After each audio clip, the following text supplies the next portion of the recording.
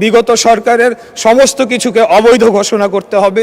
আমাকে ব্যক্তিগতভাবে উদ্ধৃতি দিয়ে একটা মন্তব্য, অসত্য মন্তব্য করা হয়েছে, যার পরিপ্রেক্ষিতে আজকে আমি এখানে দাঁড়িয়েছি।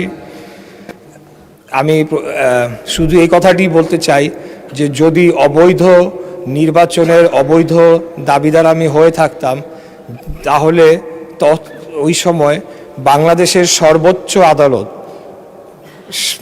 সুপ্রিম কোর্টের আপিলেট ডিভিশনের 7 জন বিচারপতির বেঞ্চে আমার রায়টিকে বহাল রাখা হয়েছিল, যেই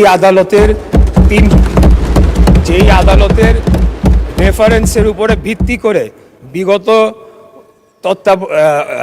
অন্তর্বর্তীকালীন সরকার শপথ গ্রহণ করেছিল।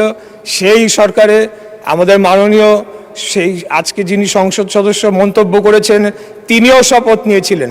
তাহলে সব কিছু অবৈধ করে দিতে হবে, বিগত সরকারের সমস্ত কিছুকে অবৈধ ঘোষণা করতে হবে। যদি বলা হয় যে আমার ওই রায়টি অবৈধ ছিল, কারণ বাংলাদেশের এপেক্স কোর্ট সুপ্রিম কোর্টের অ্যাপিলেট ডিভিশনের 7 জন বিচারপতির বেঞ্চে আমার রায়টিকে বহাল রাখা হয়েছিল। অতএব আমি এটার তীব্র প্রতিবাদ জানিয়ে আমার বক্তব্য শেষ করছি। ধন্যবাদ সবাইকে।